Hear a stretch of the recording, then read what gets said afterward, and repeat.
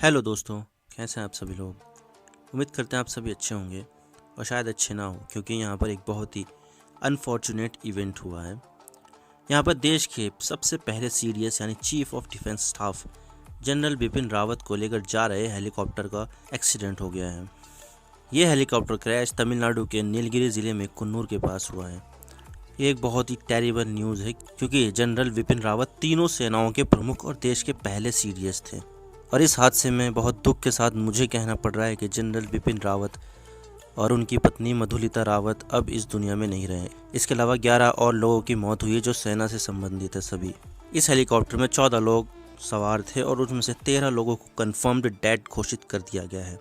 ये बहुत ज़्यादा शॉकिंग न्यूज़ है, क्योंकि पूरा देश जनरल बिपिन रावत की सलामती की दुआ मांग रहा था, लेकिन अनफॉर्चुनेटली वो अब इस दुनिया में नहीं रहे। आप देख सकते हैं द टाइम्स ऑफ इंडिया का ट्वीट है ये 4:48 का। 13 of the 14 personnel involved in the military chopper crash in Tamil Nadu have been confirmed dead. Identities of the bodies to be confirmed through DNA testing sources. तो ये ऐसा हुआ है यहाँ।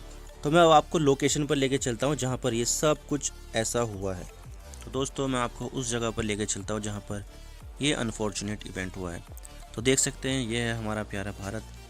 आप जब यहाँ पर जाओगे इसके साउथ में, तो यहाँ पर आपको दिखेगा तमिलनाडु राज्य भारत का, और इसी में आपको नॉर्थ ईस्टर्न साइड में मिलेगा नीलगिरी की पहाड़ियाँ, जहाँ पर एक बहुत ही मशहूर हिल स्टेशन जिसका आपने नाम सुना होगा ऊटी। ये भारत ही नहीं दुनिया का बहुत मशहूर हिल स्टेशन है। तो जनरल बिपिन रावत यहाँ पर दिल्ली से आए कोयम्बटूर के पास एक सुलूर नाम की जगह पर। यहाँ पर एयरफोर्स का स्टेशन है, आप देख सकते हैं ये रहा एक एयरफोर्स का स्टेशन, इंडियन एयरफोर्स। तो ये एक एयरफोर्स का स्टेशन है। दिल्ली से यहाँ पर इनका जहाज़ उतरा और यहाँ से इन्होंने हेलीकॉप्टर लिया। अब हेलीकॉप्टर इनका जा रहा था इधर, मैं आपको लेके चलता हूँ उस लोकेशन पर। यहाँ पर ऊटी के पास आता है कुन्नूर, और कुन्नूर के ऊपर है आपको अब वेलिंगटन। आप देख सकते हैं कुन्नूर के ऊपर आपको वेलिंगटन मिलेगा, और यहीं पर ही है defence service staff college. General Bipin Rawat यहीं पर आने वाले थे और यहीं पर ही अपना एक लेक्चर देने वाले थे। तो तभी वेलिंगटन जाने में ही यहाँ पर एक अनफॉर्चुनेट इंसिडेंट हुआ, जहाँ पर जनरल बिपिन रावत की मौत हो चुकी है। और जनरल बिपिन रावत की मौत की श्रद्धांजलि अमेरिका ने दी है, पाकिस्तान ने दी है, इजराइल ने दी है, और बहुत सारे दूसरे देशों ने भी। इस दुख की घड़ी में ये सभी देश भारत के साथ खड़े हैं। तो वापस चलते हैं अपने टॉपिक पर, और ये है उस हादसे की कुछ तस्वीरें। लेकिन सबसे बड़ा सवाल यहाँ पर यह आता है कि क्या चॉपर में कोई ख़राबी थी। तो अभी तक की जानकारी में तो ऐसा कुछ भी नहीं आया, लेकिन एक्सपर्ट का यहाँ पे ये कहना है कि दिसंबर का महीना है और जहाँ पर चॉपर क्रैश हुआ वहाँ पर बहुत ज़्यादा कोहरा था, और वो एरिया भी नीलगिरी पहाड़ों में आता है जो देखने में काफ़ी खूबसूरत है। तो घने कोहरे की वजह से शायद विजिबिलिटी कम हो गई होगी, जिससे सामने का अच्छे से ना दिखने के कारण चॉपर क्रैश हो गया है। इस हादसे के बाद आर्मी ने इंक्वायरी का ऑर्डर दे दिया है। अब बात करते हैं हेलीकॉप्टर के बारे में जो क्रैश हुआ है। तो ये जो हेलीकॉप्टर है इसका नाम Mi-17V5 है, और इस हेलीकॉप्टर को कजान हेलीकॉप्टर्स बनाती है जो रशिया की कंपनी है।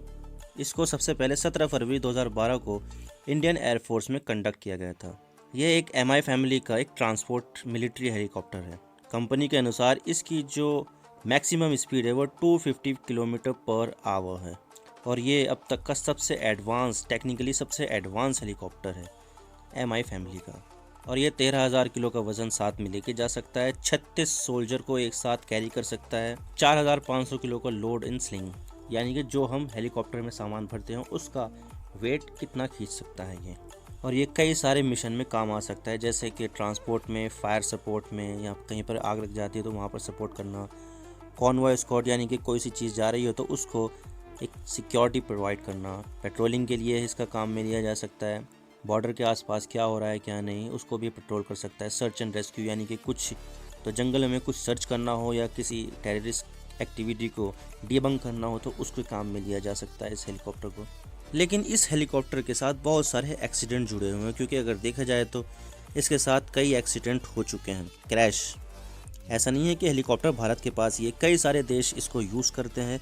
इवन हमारा पड़ोसी देश पाकिस्तान, नेपाल, चीन और बांग्लादेश भी इसका यूज़ करता है।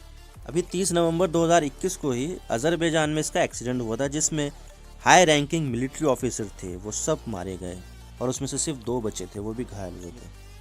पिछले साल जुलाई में पेरू एयरफोर्स में भी इसके साथ एक हादसा हुआ था, जहां पर अमेजन रिवर के पास ये चॉपर क्रैश हुआ और 7 लोग मारे गए, जिसमें 3 सिविलियन थे और 4 क्रू मेंबर थे।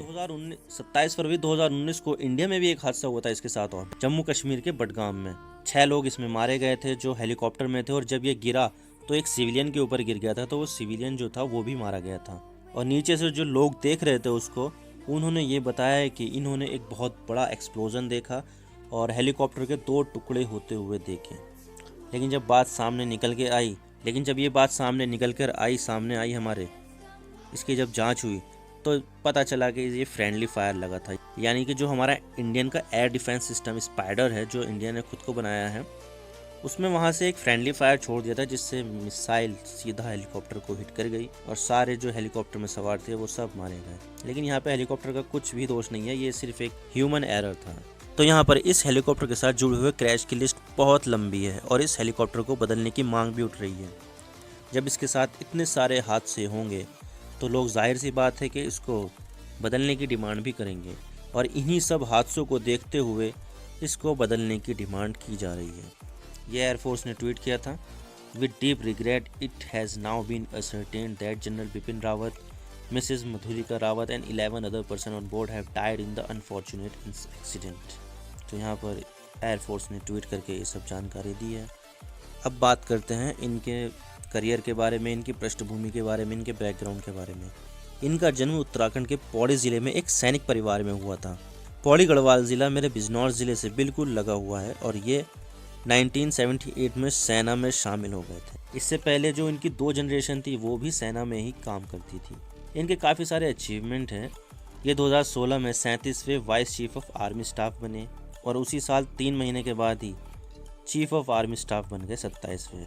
सीडीएस के रूप में इनकी काफ़ी अच्छी सेवाएं थी, जैसे कि मिलिट्री एडवाइस सरकार को देना, और जो देश के जो न्यूक्लियर आर्सेनल्स हैं, जो देश के न्यूक्लियर बॉम्ब है, उनको अच्छे से मैनेज करना। तीनों जो आर्मी के जो 3 कोर हैं, नेवी, आर्मी और एयरफोर्स, उनमें एक म्यूचुअल अंडरस्टैंडिंग क्रिएट करना। इसके अलावा इनको कई सारे इनके कामों से भी जाना जाता है, जैसे कि भारत में जो आर्म्ड कन्फ्लिक्ट चल रहा है नॉर्थ ईस्टर्न साइड में, वहाँ को उसको बहुत ज़्यादा कम करने की जो क्रेडिट जाता है वो जनरल बिपिन रावत को जाता है। इन्हीं के अंडर में 2015 में म्यांमार में एक सर्जिकल स्ट्राइक की गई थी।